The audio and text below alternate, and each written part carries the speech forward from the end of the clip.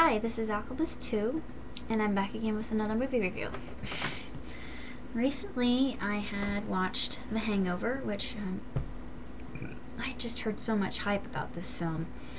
And to be honest with you, I wasn't really sure whether I was going to like it or not. And I was really surprised that I did. Because it is just hilarious, and a lot of the scenes are for shock value in and of themselves, but they're also very, very funny. And I liked all the characters involved and just their different personalities. And of course, Zach Galifianakis, he's not quite there upstairs. There's something mentally wrong with his character. Well, he always plays a character that's kind of off in some way, shape, or form. Haven't you noticed that?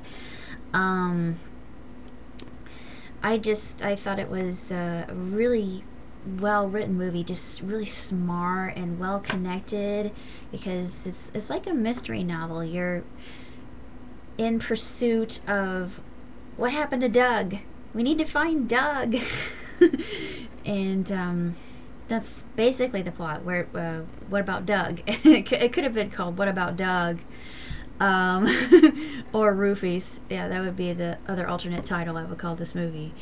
But or you could call it What Happens in Vegas Stays in Vegas. Uh, those are my alternate titles for The Hangover.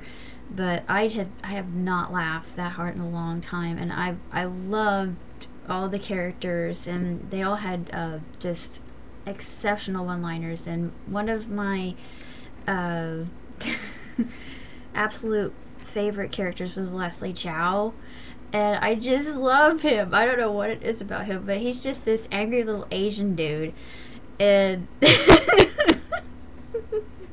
I just adore him.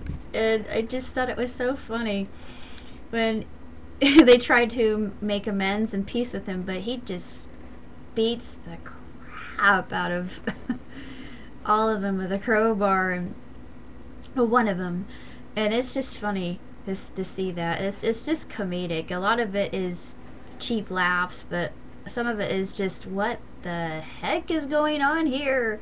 And where did that come from? And why is that there? And it's just piecing the puzzle together, which I like. It's very intelligently written. It's not just body laughs or, cheap thrills, or there really isn't any sex. Well, it's actually implied in the very last part with the pictures, and they do it tastefully. I actually enjoyed that. And the whole the swearing, I actually didn't mind too terribly much. It didn't really bother me. I thought, yeah, if I was in a situation like that, I would be pretty ticked off too, and I would be swearing up and down the walls. And I love The Hangover. I give it 5 stars, 2 thumbs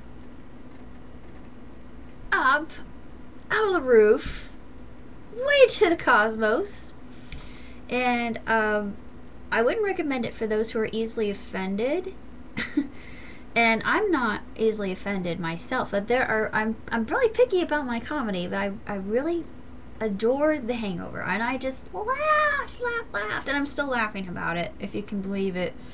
And there are still some lines and scenes that I have in my memory. If I ever have a bad day, I just remember, and I think, I'm glad I'm never involved in that kind of situation, and I will. I'm never gonna drink alcohol for as long as I live, especially if somebody offers me alcohol and I know this is a suspicious person who's touched it. Yeah, even if it's my best friend and they just kind of casually offer me a little shot of alcohol, I'm not taking that. Just get it out of my face. If I sound like a prude because of that, just ignore me. But it's just a fantastic film. I absolutely adored it. I just loved every single solitary second of it. And Mike Tyson, oh my lord, I don't know what it was, but I just fell in love when I saw him, and just his whole You didn't know what he was going to do, but you know something bad was going to go down. But it was just funny. Funny, funny, funny. And I give kudos to the writer of it, and I'm planning on seeing the sequel.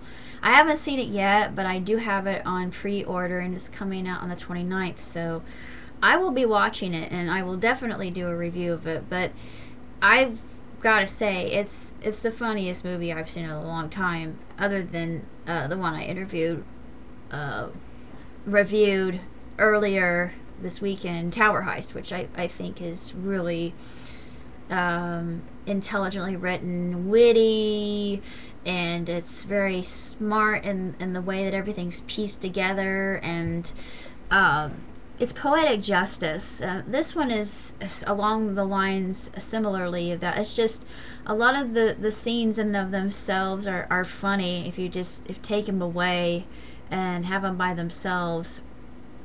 It's just written so well, and it just moves so smoothly. And one of my favorite scenes, although it's awkward, is that one crooner at the wedding party singing about some very